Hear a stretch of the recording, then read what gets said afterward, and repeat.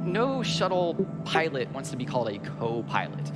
That's just insulting. So in the left seat, we've got the commander, Your journey begins who does now. the flying. All systems And in the right seat, operational. we've got the pilot, not flying.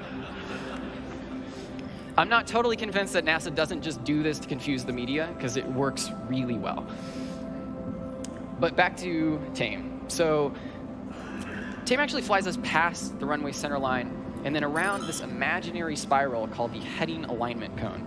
If all goes well, we should be lined up with the runway and on the glide slope by 10,000 feet in altitude. Of course, if we were a typical airliner, on glide slope would mean a 3-degree descent path, flown at about 160 miles an hour with a descent rate of about 750 feet per minute. But that's not going to work for us. The shuttle has stubby little wings and a big fat nose, affectionately referred to as a flying brick. NASA astronauts train in a modified Gulfstream 2 jet, which in order to simulate how unaerodynamic the shuttle is, flies with its landing gear down and its engines in reverse.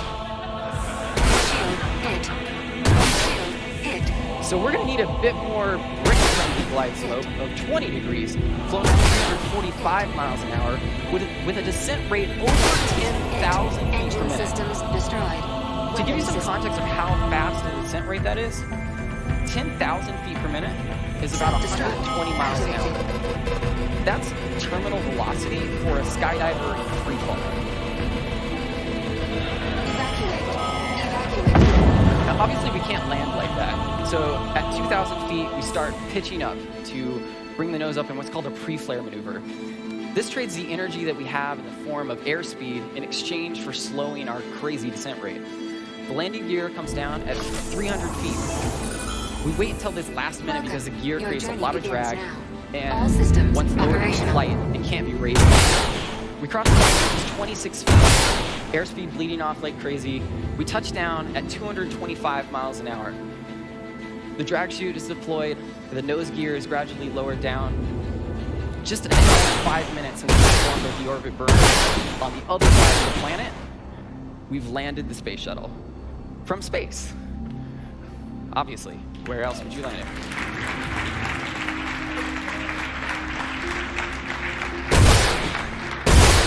So, I want to leave you with what this looks like from the pilot's perspective. Because I'm a pilot, and I think this is the coolest thing ever.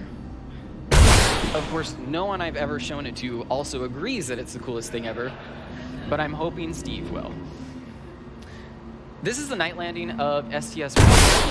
We are flying around the heading alignment right now.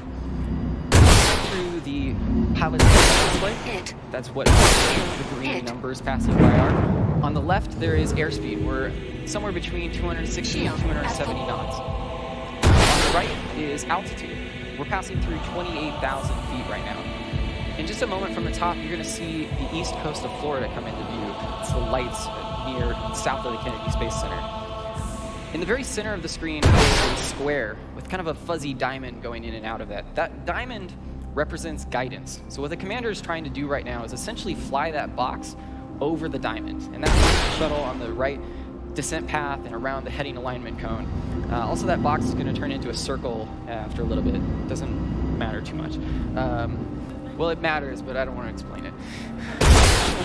At the bottom, which is now because the controls have been opened, apparently, there was a thing that says CSS, and above that, it says HDG for heading. That's the heading alignment cone.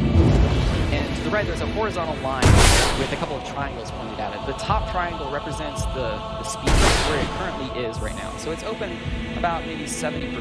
The bottom triangle represents where the computer wants it to be right now. You'll see that making adjustments as we go. You'll make a big adjustment at 3,000 feet shortly. There's the runway coming into view. And from 10,000 feet, I'm just going to let the astronauts talk for themselves because I think it's a lot more interesting. The main voice that you're going to hear